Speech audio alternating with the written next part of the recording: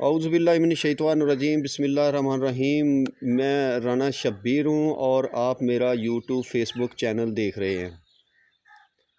सबसे पहले अहले इस्लाम को ढेरों खुशियाँ मुबारक। रमज़ानुल मुबारक का बाबरकत महीना जो है वो अल्लाह ताला ने हमारी ज़िंदगी में हमें एक मर्तबा फिर नसीब किया है और इंशाअल्लाह कोशिश करेंगे कि तमाम रोज़े रखें, बाजमात जो है वो पंजगाना नमाज, कुरान मजीद की जो है वो बहुत ज़्यादा तिलावत करें, सदका खैरात करें, ज़कात दें और जिन हक़दारों का हक़ है आपके पास उनकी मदद करें और कोशिश करें कि रमज़ानुल मुबारक के बीच में ही कहीं किसी टाइम जो है वो उनको हक़ जो है वो आपकी तरफ है वो दे दिया जाए ताकि वो ईद के लिए अपने बच्चों के लिए कोई ख़रीदारी कर सकें।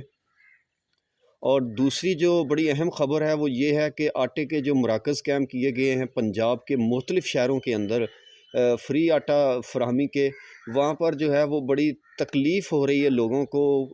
हज़ारों ख़ानदान ऐसे हैं जिनके मैसेज आ नहीं रहे हैं, अगर आ रहे हैं तो उनको बताया ये जा रहा है कि आप फ्री आटा की जो फ़राहमी है उसके अहल नहीं हैं और इसका क्राइटेरिया क्या है अल्लाह बेहतर जानता है। ये गवर्नमेंट को बताना चाहिए। बहुत सारे ऐसे लोग शिकायत करते हुए सुने गए हैं जो बिल्कुल उनको मिलना चाहिए, वो इंतहाई गरीब हैं। ऐसे ख़ानदान बहुत सारे जो है वो गरीब हैं, उनको आटा मिलना चाहिए फ्री, लेकिन उन तक उनकी एक्सेस हो नहीं रही है। तो बड़ी तकलीफ़ का सामना है उन लोगों को, क्योंकि बाज़ार के अंदर जो आटा मिल रहा है वो इस वक्त 4,500 रुपये मन है और वो तकरीबन 4, तो वो पहुँच से बाहर है।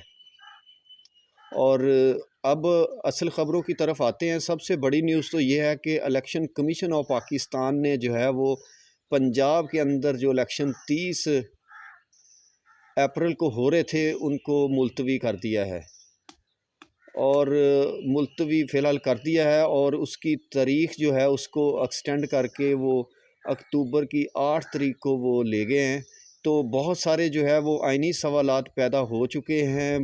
इलेक्शन कमीशन चूँकि बार बार ये कह रहे थे कि ये हमारे इख्तियार में नहीं है, हमारे दायरा इख्तियार से बाहर है कि हम इलेक्शन की तारीख़ का ऐलान करें।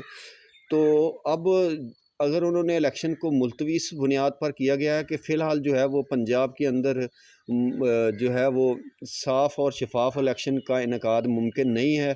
सिक्योरिटी जो है वो पाकिस्तान आर्मी सिक्योरिटी देने से कासिर है। पंजाब की जो पुलिस है वो तावन नहीं कर रही है। हमारे पास बजट भी नहीं है, गवर्नमेंट ने हमें बजट देने से मना कर दिया है। तो लेकिन उन्होंने साथ ही अक्टूबर की 8 तारीख का ऐलान किया है और ये बड़ी मानी खेज बात है कि चंद दिन पहले यही इलेक्शन कमीशन ये कह रहा था कि मैं ऐलान नहीं करूँगा। ऐलान करने की ज़िम्मेदारी जो है वो गवर्नर पंजाब की है। गवर्नर पंजाब ये कह रहे थे कि मैंने असम्बलियों की जो तहलील हुई है उस समरी पर साइन नहीं किए, लिहाजा ये मेरी ज़िम्मेदारी नहीं है। तो सदर पाकिस्तान को जो है वो तारीख़ का ऐलान करना पड़ा था। तो अब इलेक्शन कमीशन ऑफ पाकिस्तान ने जो है वो 8 अक्टूबर की तारीख का ऐलान करके एक नए बहरान को जो है वो जन्म दिया है। अब चूँकि ये मामला जो है वो सुप्रीम कोर्ट ऑफ पाकिस्तान में ही जाएगा। सुप्रीम कोर्ट के जो है वो सो मोटो एक्शन के बाद जो है वो मजबूरन जो है वो इलेक्शन कमीशन को मुशावरत करनी पड़ी थी सदर पाकिस्तान आरिफ अलवी साहब से, तब जाकर ये ऐलान हुआ था अप्रैल की 30 तारीख का। तो अब उसको एक्सटेंड करके वो आगे ले गए हैं। तो जब उनके पास इतनी ताकत नहीं है, वो कह रहे थे कि आइन मुझे इस चीज़ की पावर नहीं देता, ताकत नहीं है मेरे पास, जबकि सुप्रीम कोर्ट ऑफ पाकिस्तान के मोहतरम जजेस साहब जो है वो कह रहे थे कि जी आपको इम्पावर करता है हमारा जो आइन है, लेकिन वो इस बात को समझने से कासिर थे। तो अब उन्होंने आइन के कौन से आर्टिकल का जो है वो सहारा लेकर जो है वो इंतखाबात को आगे ले गए हैं। तो ज़ाहिर है मीडिया के ऊपर तो ये भी चल रहा है और सुनने में ये भी आ रहा है कि मुख्तलिफ़ चैनल्स के अंदर जो हमारे सहाफ़ी हैं और वहाँ जो दानश्वर बातें कर रहे हैं, पाकिस्तान के नेशनल मीडिया की मैं बात कर रहा हूँ, सोशल मीडिया पे तो ये चीज़ें बहुत ज़्यादा गर्दिश कर रही हैं कि शायद कोई ताकतवर लोगों की तरफ से वादा किया गया इन नवाज शरीफ के साथ कि आपको जो है वो वापस लाएँगे, आपके मुकदमात को ख़त्म किया जाएगा, आपको अहल किया जाएगा और इमरान ख़ान को जो है वो गिरफ़्तार किया जाएगा, उनके ऊपर पाबंदी लगाई जाएगी, उनकी जमात के ऊपर पाबंदी लगाई जाएगी। अब इस तरह की बातें जो है वो गर्दिश कर भी रही हैं, क्योंकि बार-बार पिछले दिनों ये प्रोपेगेंडा किया गया कि तहरीक-ए-इंसाफ़ जो है वो एक दहशतगर्द पार्टी है, इसके ऊपर पाबंदी लगाना चाहिए, इनके पास दहशतगर्द हैं, ये खुदकश बमबार तैयार कर रहे हैं, ये गवर्नमेंट के लिए, ये हुकूमत पाकिस्तान यानी कि रियासत पाकिस्तान की रिट को चैलेंज कर रहे हैं, तो इनके साथ आईनी हाथों से निपटा जाए। और इस तरह के पिछले 3 दिन पहले जो ऑल पार्टी कॉन्फ्रेंस हुई थी, उसके अंदर भी, इजलास के अंदर यही एजेंडा था कि किस तरह पीटीआई को जो है वो माइनस करना है, किस तरह उनको सिस्टम से आउट करना है। तो बज़ाहिर लग ऐसे रहा है कि ये ताकतवरों की तरफ से ये ऐलान करवाया गया है कि नवाज शरीफ को वापस लाया जाए, इमरान खान को नाअहल किया जाए।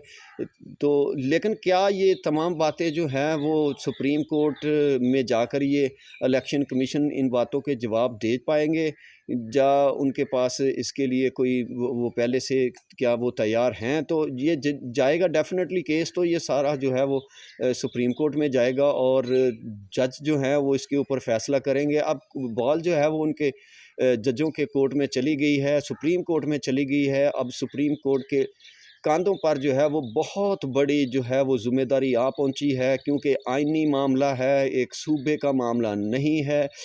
इस तरह अगर इलेक्शन मुलतवी होते रहे तो आने वाले दिनों में कोई भी जो वज़ीर आज़म होगा, जिसकी हुकूमत होगी, वो ताकतवर लोगों के साथ मिलकर जो है वो 10 साल के लिए इलेक्शन को आप आगे ले जाएँ कि जी नहीं, माहौल नहीं है, हम इस वक्त करवा नहीं सकते, पाकिस्तान की मईशत कमज़ोर है, सिक्योरिटी थ्रेट है। तो ये तो बचपन से हम लोग सुनते आ रहे हैं, सिक्योरिटी मामलात पाकिस्तान में बहुत अरसे से चल रहे हैं। पाकिस्तान की मईशत जो है वो कभी भी अच्छी नहीं रही, तो आज इसी का बहाना बनाकर इलेक्शन को मुलतवी किया गया है। अब देखते हैं क्या होता है।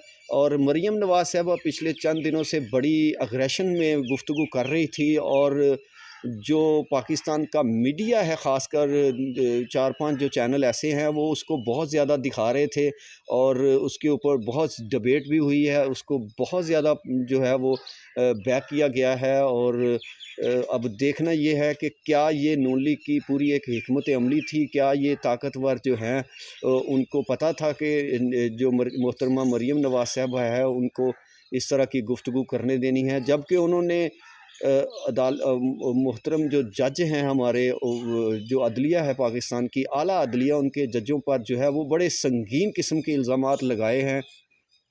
और दूसरा जो है, इसके अलावा जो नून लीग की लीडरशिप है वो इन सवाल, ये जो तमाम इल्ज़ामात है उनको ऑन नहीं कर रही। तो क्या नून लीग के अंदर ग्रुपिंग है? क्या नून लीग का जो मरीम नवाज़ का जो कैंप है उसके अंदर अग्रेशन है, या पूरी नून लीग के अंदर ये अग्रेशन है कि वो अग्रेशन के साथ जो है वो इलेक्शन के अंदर उतरेंगे या पॉलिटिक्स करेंगे?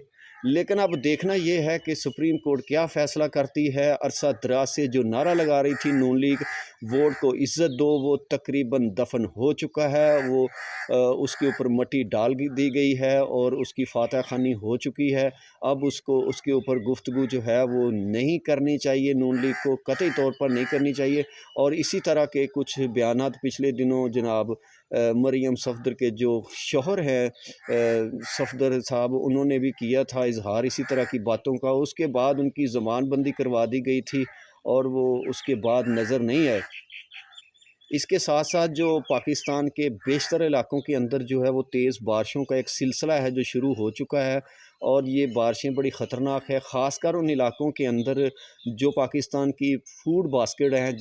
कुछ ऐसे अज़ला हैं पंजाब के अंदर ख़ासकर, जैसे लाहौर, फैसलाबाद, डेरा गाजी खान, मुल्तान, बहावलपुर और रावलपिंडी के जो डिवीज़न है वहाँ पर बहुत ज़्यादा जो है वो गंदम काश्त की जाती है। तो गंदम की फसल को जो है वो बहुत ज़्यादा नुकसान पहुँचने का अंदेशा है। अल्लाह ताला हमें इस मुसीबत से महफूज रखे और अपनी रहमत की जो है वो बारिश अता करे, ताकि हमारी फसलें महफूज रह सकें, क्योंकि पाकिस्तान पहले ही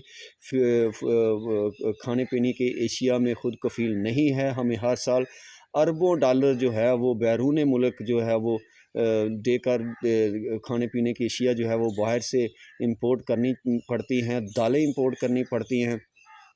और इसके साथ-साथ एक और ख़बर है कि पेट्रोलियम मसनूआत की कीमतें जो हैं वो मुसलसल नीचे जा रही हैं और ये 40% तक कम हो चुकी हैं। गवर्नमेंट ने एक सोचा छोड़ा है कि जी हम जो पेट्रोल देंगे मोटरसाइकिल वालों को, उनको महीने में 3 बार उनके टैंक फुल करके देंगे, 3 बार देंगे। कार वाले को 1 मरतबा देंगे, वो आम पेट्रोल की निस्बत ₹100 सस्ता होगा।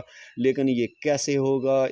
क्या इसके अंदर करप्शन नहीं होगी? क्या ये 2 नंबरी नहीं होगी?